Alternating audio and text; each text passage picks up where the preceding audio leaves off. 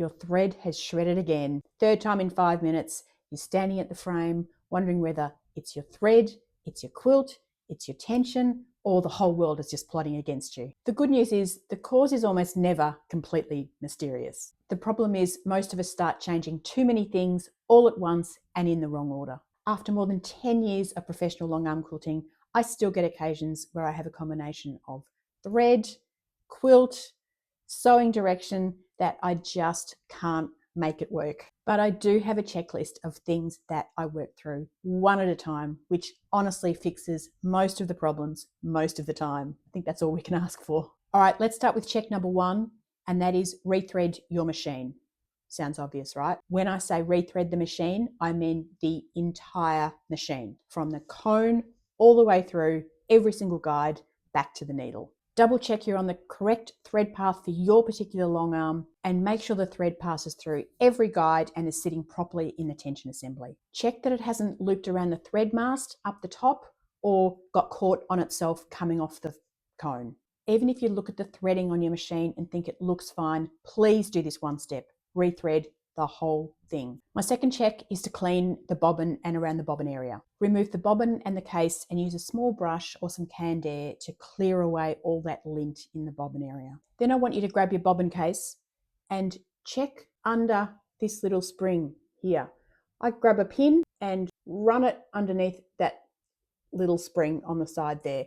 And I cannot tell you the amount of times I get a little bit of lint that's stuck in there, which is causing a lot of thread problems. If you've got a spring in your bobbin case, take that out, check underneath that as well. After you've done all that, test the machine again. Now notice I still haven't started fiddling with the top tension.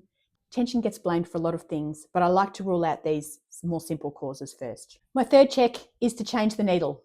Don't inspect it, don't give it a little look, just throw it away and try a new one. A needle can be slightly damaged or bent without you necessarily being able to see it with the naked eye. Make sure the new needle is inserted all the way in and facing in the correct direction for your long arm. If you're on a long arm other than a BERNINA, which uses domestic needles, you can turn that needle just a tiny bit to 5 o'clock or 7 o'clock, and this will often fix a shredding problem. Then consider the needle size.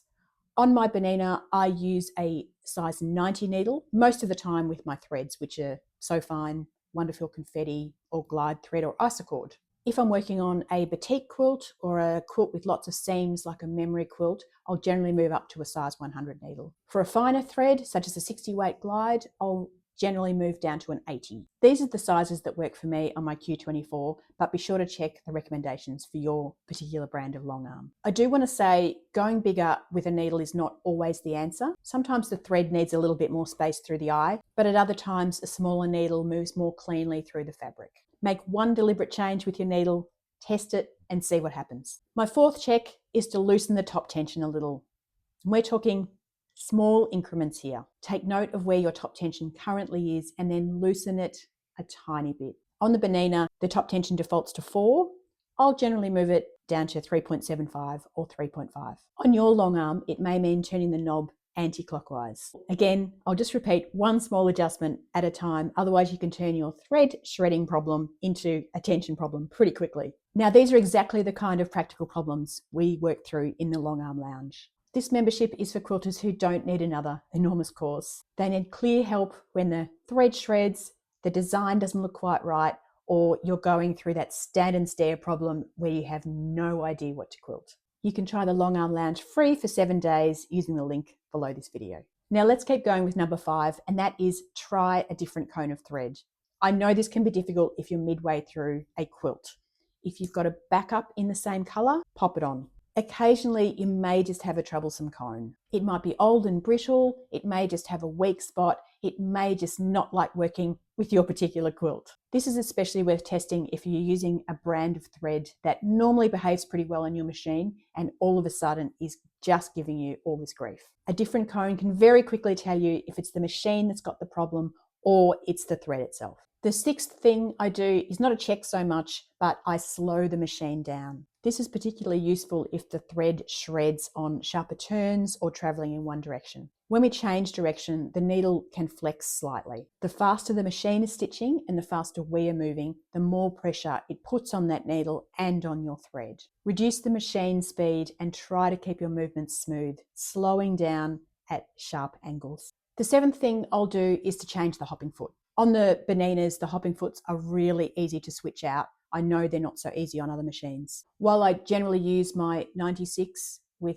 a scoop on the end of it for client quilts, if I'm having problems, I'll sometimes change it out for the 72, which is an adjustable height foot, or sometimes even this one, which has got a little spring on it.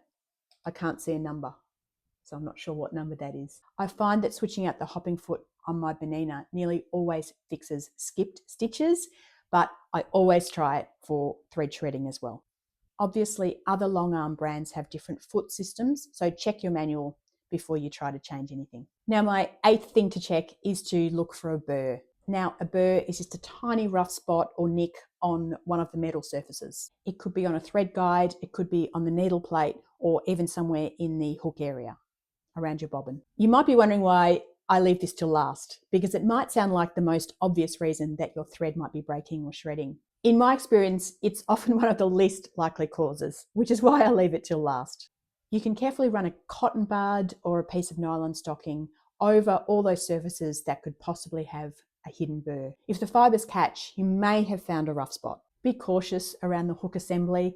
I don't recommend pulling out sandpaper and starting to file things back because someone on the internet said it might be a good idea. Now, here's the slightly annoying truth, and that is that sometimes you can check your needle, your thread, your direction, your fabric. You can check the lot and still find that your machine dislikes a particular combination. My machine can definitely struggle quilting right to left, straight lines. It behaves better with 100% cotton thread, such as confetti, but it may shred a different thread under exactly the same circumstances. So sometimes, as frustrating as it is, when I'm quilting a customer quilt, I'm not going to spend 6 hours trying to prove that my machine can quilt in all directions. I'll slow down, change direction, or adjust the way I'm quilting that section. I prefer to think of this as just knowing my machine really well. So when your long arm starts shredding the thread, here are the 8 things to check in order. Rethread the entire machine. Clean the bobbin area and bobbin case. Change the needle and consider the needle size. Loosen the top tension a little at a time. Try a different cone of thread. Slow the machine down. Inspect or change the hopping foot, and then go on a hunt for a burr. Most importantly, change only one thing at a time. Tell me in the comments which direction gives your machine the most trouble. I'm pretty sure it's going to be the same as mine, and that is traveling right to left.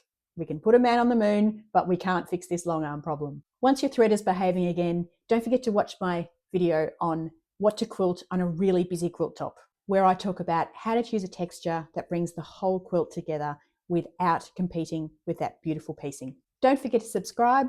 I release new quilting videos every single week. See you next time.